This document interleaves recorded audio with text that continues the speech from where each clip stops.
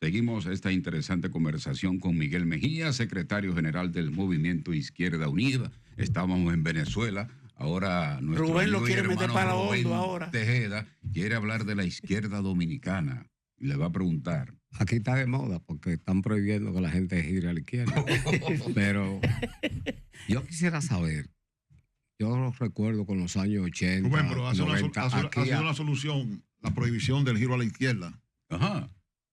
Digo, si hace una solución. Está creando muchos problemas. Entonces hay que seguir en los girando años a la izquierda. 80, 70, la izquierda fue muy pujante en la República Dominicana, pero de repente esto se reduce a dos figuras prácticamente que hacen vida pública, dan declaraciones.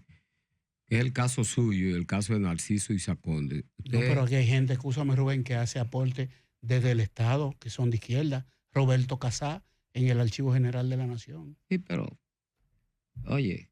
¿Qué? No lo digo. Porque entran al Estado, ya se acomodan. No. Bueno, pero es un hombre que ha hecho un gran trabajo. Está Rafael Charjú y la gente de Frente Amplio. Esa es mi consideración. También Rafael Charjú. Esa es mi consideración.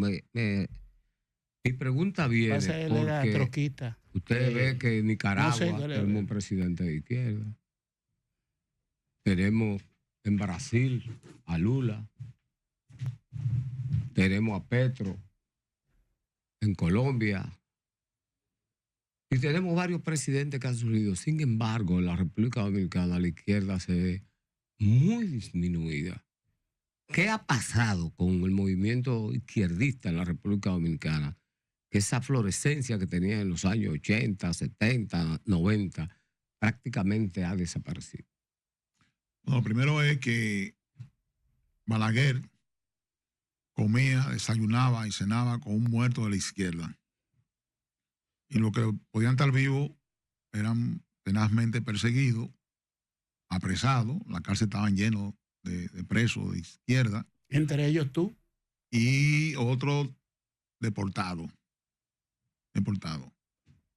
Una juventud pensante de la época que fue decabezada.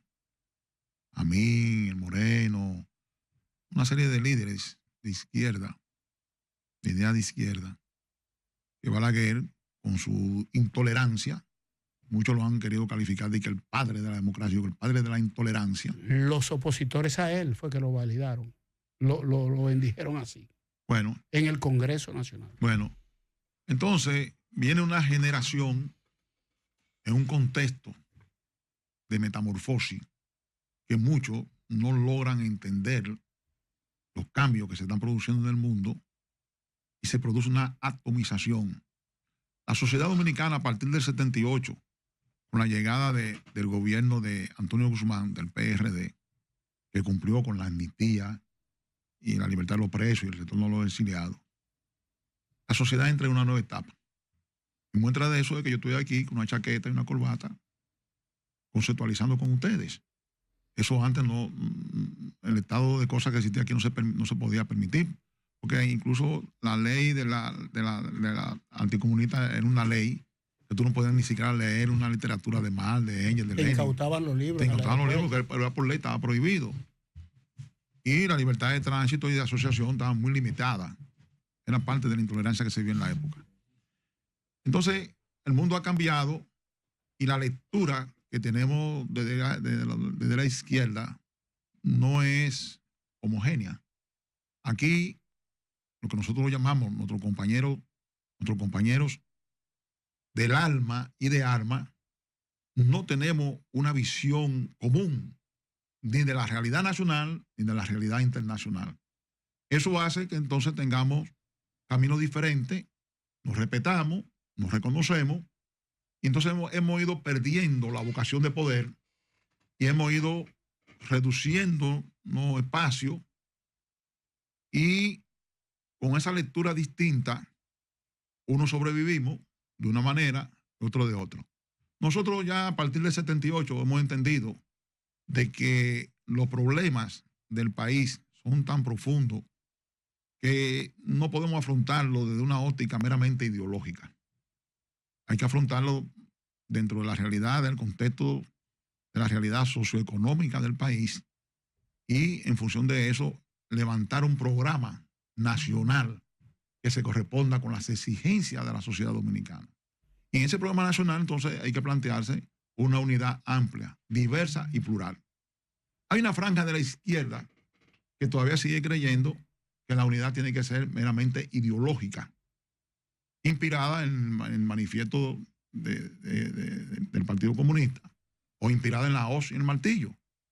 Nosotros decimos que eso son referencias académicas que podemos adaptarla a la realidad concreta de la sociedad dominicana, pero no podemos trasplantarla mecánicamente, sino que tenemos que buscar soluciones en base a la realidad de la República Dominicana. Y por eso nosotros, desde esa época, estamos participando en la alianza amplia, diversa y plural, que lo hicimos con el profesor Juan Bosch en vida. Y hemos participado en todos los gobiernos del PLD, sin que eso haya comprometido nuestra visión estratégica, nuestra visión política, ética y moral. Y colaboraste durante un tiempo con el gobierno del presidente Abinader. Sí, claro, la colaboración con el presidente Abinader tiene una característica distinta a la que tuvimos con el PLD, porque el PLD fue resultado de una alianza que iniciamos con Juan Bosch, y este fue el resultado de una coyuntura muy específica en el momento de la pandemia, donde todos los dominicanos tenemos que arrimar esfuerzo para contribuir a conjurar esa con los chinos y todo eso. Con todo Perdón que le interrumpe. Mire, yo observo que la izquierda, por ejemplo, en el pasado, tenía una escuela de cuadro, de formación política. Y eso se daba básicamente en los centros educativos secundarios, en los liceos, en donde se armaban aquellas grandes discusiones ideológicas que tenían que ver con el pensamiento político. Eran grupos apéndices, la UNER, la UES y una serie de grupos. Pero eso ya no existe. Él da una explicación sobre la incursión de Balaguer y la persecución a los jóvenes pensantes que tenían posiciones contrarias a los intereses de su partido, el Partido Reformista, en aquel entonces. Ahora, hoy por hoy, usted no cuenta 5 figuras importantes en los medios de comunicación o con posiciones políticas diciendo nada, y a mí me corresponde. ¿Cómo que no? Yo te cito: Miguel Mejía, sí, Rafael Chalhún Mejía, Fafa Taveras, Narciso Isaconde, Fernando Peña. Te cité 5. Bueno. Y hay mujeres, ahí está la profesora Ana Teresa Cabrera, que estuvo aquí recientemente. Pero y te sigo citando. Cuando te digo eso, te estoy hablando porque es una discursiva a nivel de medio. Ahora voy abajo a la formación. Una estructura, tú hablas. De la ausencia de las escuelas de cuadro, de formación política en los jóvenes que puedan tener algún tipo de identidad. Porque ¿por qué en esos países que mencioné ahorita han surgido presidentes de la izquierda frente a las situaciones de crisis de sus naciones? Entonces la pregunta viene aquí es, ¿qué están haciendo ustedes en eso de formar a la gente, o cuál es el futuro que le queda a la izquierda aquí, si es que tiene alguno? Rubén, el problema no es si se forma o no los cuadros de la izquierda.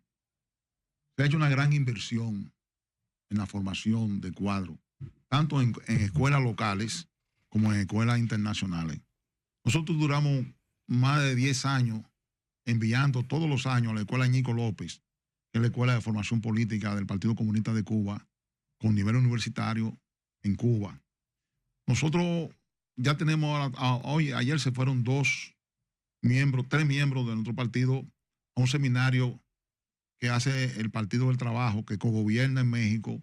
Tiene 22 años haciendo estos seminarios, los partidos y una nueva sociedad. Y ahí mandamos gente. Tenemos 3 compañeros que van para ese seminario. ¿Y a Estados Unidos ustedes envían jóvenes a formarse también? Hemos enviado jóvenes no a formarse a eventos que han hecho el movimiento sindical y ese tipo de cosas. Porque los chinos comunistas tienen profesionales formándose en Estados Unidos. Sí, pero está muy bien. Lo hacen en el área de la tecnología y del negocio y demás. No en la escuela de formación. No la ideología. Nosotros hemos mandado gente también a China y lo hemos formado no solamente ya desde el punto de vista político, ideológico, sino también tecnológico. Nosotros hemos mandado gente a formar, a hacer cursos. En Venezuela hay una universidad de tecnología, la WICON. Hemos mandado gente con el apoyo de Huawei a formar gente en la tecnología. Porque el mundo de hoy no basta con que tú lo formes política y ideológicamente, sino también tiene que haber una formación tecnológica. Porque el mundo de hoy más bien se conecta con la tecnología. Yo de este celular subo mis redes y con un clic te mando cosas a Asia, a Europa, a América, a gran parte internacional, con un clic. Eso me lleva a pensar en aquella escuela de Costa Rica, el presidente Figueres. Sí, pero esa es una escuela de formación política. Pero Bosch envió diferentes profesionales a formarse en otros ámbitos. Hoy, además de lo que dice Rubén, que es muy justo, de la formación política e ideológica, tenemos que meternos en la tecnológica. Si no tenemos un uso adecuado a la tecnología, hoy en el mundo es tecnología, para bien o para mal. Pero sin olvidar la parte humana, el humanismo, claro, la humanística. Claro, ya eso entra en la formación que dice Rubén, de la formación política, ideológica, que tiene que tener un componente humano. Hasta las guerras son tecnológicas ahora. Claro. Ya no hay que tomar la tierra. Yo puse el ejemplo ahorita de que con los generales que mataron en Irán. Con los drones. Con los drones. Sí. Con los Rusia drones, y Ucrania están usando drones. A distancia. Entonces, Rubén, también esos cambios que se han producido en el mundo, porque todos esos gobiernos que tú citaste no llegaron ahí con una oferta ideológica, no llegaron ahí inspirados en la hoz y el martillo. Levantaron un programa nacional. Cuando Chávez me planteó a mí que quería ser candidato presidencial, digo, ¿con qué partido tú cuentas? Es una locura tuya. ¿Y qué hizo Chávez? ¿Formó un frente ideológico? No. Se aprovechó del descontento, del oleaje que había y se subió en ese oleaje y creó una unidad amplia, diversa y plural. Lo mismo hizo Lula, lo mismo hizo Rafael Correa, lo mismo hizo Evo, lo mismo hizo Daniel Ortega para volver después de 16 años de un gobierno que sostuvo por la guerra, por la vía armada, y lo entregaron por la vía electoral. Bukele en El Salvador. Bukele, no Bukele, el FMLN en El Salvador, que gobernó por 2 periodos. Farabundo Martínez. Correcto, se generaron divisiones y Bukele es parte de ese proceso y hoy se desvinculó y hoy es el presidente de la República. El comportamiento... movimiento armado bajan, se incorporan a la lucha política, logran espacio y muchos han llegado a gobernar. Bueno, Miguel, nosotros tenemos una cultura en la República Dominicana donde... A mí me gusta hablar de aquí del patio. El comportamiento del sector económico, los empresarios, frente a la izquierda, ese apoyo fundamental que necesita la política, ¿cómo usted lo califica? No, yo creo que primeramente la solidaridad internacional, la solidaridad del mundo de hoy es distinta a la solidaridad de antes. Mucha gente cree que porque uno tiene relación, amistad con un gobierno o con un partido de gobierno, como que recibe ninguna ayuda. Eso no es verdad. Antes había una cultura de la solidaridad distinta a la que vive el mundo de hoy. Los empresarios han hecho conciencia de sus propios intereses. Antes los empresarios invertían en figuras.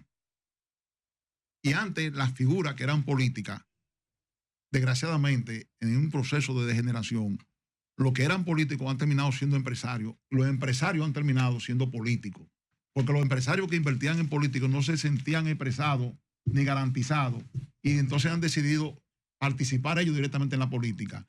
Y los políticos que de vocación están en la política ahora son empresarios. Mira cómo son las cosas, sí, ahora son empresarios. Entonces, ¿Eso es conveniente o perjudicial? Eso es perjudicial porque tiene que haber una ética y una vocación de poder y de servicio en función de las necesidades que tenga la población. Aquí ha habido varias olas de acumulación originaria de capital para que surjan grupos. En cada uno de esos momentos, y hasta me voy a Lilis, y no voy a mencionar el nombre de familias que participaron con él en grandes negocios. Y otros presidentes. Trujillo tuvo su grupo, aunque él era el hegemón. Balaguer tuvo su grupo. Pero tenía una, tenía una definición de clase muy clara. Miguel. Sí. Ahí no hay izquierda por ninguna parte, Miguel, ni nacionalismo por ninguna parte. Miguel, nosotros estamos asistiendo a un mundo, como tú retratabas en un momento, de confrontación, de conflictos entre grandes potencias. Estados Unidos, China, Rusia, siguen en menor escala India, Vietnam. Hay varias naciones, en un conjunto de 5 a 10 naciones que tienen poder en el mundo. El Caribe es apetecible, América Latina es un territorio en términos geopolíticos que llama la atención y que muchos quieren participar. Estados Unidos tiene la hegemonía, Estados Unidos quiere ahora reiterar el control geopolítico de esta zona y estamos asistiendo a un fenómeno. China China ha ampliado el vínculo, la relación con Brasil, con Colombia, con Venezuela, con Nicaragua, y ahora acaba de cerrar algunos acuerdos de carácter militar y económico con Cuba. ¿Cómo tú ves la presencia de China? Incluso aquí le propuso a este propio gobierno la posibilidad de una inversión de 300.000 millones entre Haití y la frontera dominicana en algún momento. ¿Cómo tú ves? 300.000 millones. Demasiado dinero. Sí, de dólares. De pesos, ¿será? De pesos. Para inversiones allá. $300.000, 300.000 millones. Millones, porque pretendían, eso está en un acuerdo que ellos propusieron, porque pretendían, no estoy hablando para República Dominicana, estoy hablando que pretendían desarrollar industria y una serie de cuestiones en Haití, y parte de los recursos pudieran haber sido para la frontera dominico-haitiana. Pero era una inversión a gran escala que incluía puertos multimodales, etcétera. Pero a China en América Latina, ¿cómo tú valoras la presencia de China en América Latina? Mira, los Estados Unidos tienen una gran preocupación con los BRIC. Los BRIC te controlan casi el 58% de la economía mundial y te controlan casi el 60% de la población mundial. Y para ellos eso constituye un gran desafío, los BRIC. Y tienen que desarrollar una ofensiva para tratar de contener los BRIC. Brasil, Rusia, India, China, Sudáfrica y otros que se le han ido agregando. Que se van a agregar incluyendo más. Cuba. Sí. Incluyendo Cuba le dieron una participación en los BRIC. Entonces, partimos de ahí. Lo otro es que ellos han ido perdiendo el control del mundo. Y ellos no controlan Europa. No controlan, Europa está muy fraccionada, muy dividida. Ellos no controlan a Asia. No controlan a Asia. Entonces no se pueden permitir perder el control del continente latinoamericano, que ellos lo han descuidado, pero el continente de ellos tiene mayor incidencia.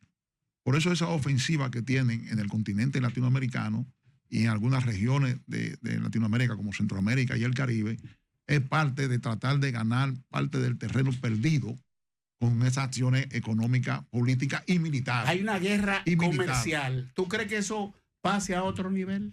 No, la guerra comercial se queda ahí porque fíjate, ya ellos han reanudado las conversaciones con China.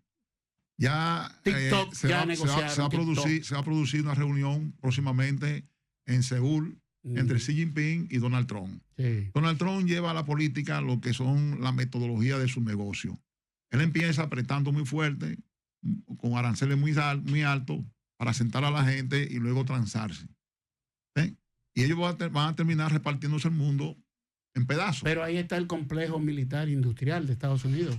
Sí, y está el complejo tecnológico industrial chino que lo ha desplazado a ellos del mercado. Incluso la tecnología China ha invadido hasta su propio mercado. Y entonces yo pienso en Atenas cuando desplazaba a Esparta y se dio lo que se denomina la trampa de Tucídides, cuando una potencia va a desplazar a otra. Eso fue en el mundo griego, no el global de ahora, que la reacción puede llegar al máximo, a la confrontación. No, pero la guerra, esta guerra económica no va a desencadenar en una guerra militar. Va a desencadenar en un entendimiento entre las grandes potencias en función de su conveniencia y sus necesidades del momento. Los países pequeños, pobres y dependientes son los que digamos más forzados. Por eso es que los Estados Unidos apuestan a los procesos de desintegración. Porque no es lo mismo que Latinoamérica vaya a discutir con esta potencia dentro de un bloque latinoamericano que vaya a discutir República Dominicana de manera individual. Por eso Danilo Medina creó el Ministerio de Política de Integración Regional que yo dirigí, porque Danilo le dio la importancia que tenía de insertar la República Dominicana en estos bloques de integración para poder realmente reclamar un mayor espacio y mejores condiciones, pedirle en bloque, porque pedirle en bloque tiene más importancia que hacerlo de manera individual. Y los Estados Unidos están conscientes de eso, por eso ellos apuestan a la desintegración. Por eso están desintegrando el SICA en Centroamérica, la CELAC la están desintegrando. Y fíjate que son bloques que no tienen, Rubén, una composición meramente ideológica. Son bloques que son bastante heterogéneos en función de la composición de sus miembros de los y de la naturaleza. Danilo viene Ya nos formado. vamos, ya nos vamos, compañero. Danilo viene formado. Ya nos vamos, tenemos Sí, un compromiso no, no. a las 10 en Sí, punto. Ya hago la son las 10 en aclaración punto. Tenemos que puntual. cumplir con los Sí, horarios. hago la aclaración puntual de que en el caso de la inversión en Haití eran 30.000 millones de dólares, que era igual a 180.000 millones sin el componente de la parte dominicana. Bueno, gracias Miguel Mejía, secretario general del Movimiento Izquierda Unido. Él siempre se siente bien aquí, cuando viene aquí Claro. a conversar. Le fue muy bien hoy, ¿eh? Y Mayo Muy le bien. salió corriendo un poquito. No, Le fue muy Mayo, bien. mándame la dirección de tu esposa, que ha hecho un buen trabajo. Te fue, Ay. te fue muy bien. Lo ha domado. Sí, sí. Vamos a la pausa, regresamos en breve ahora por la Super 7.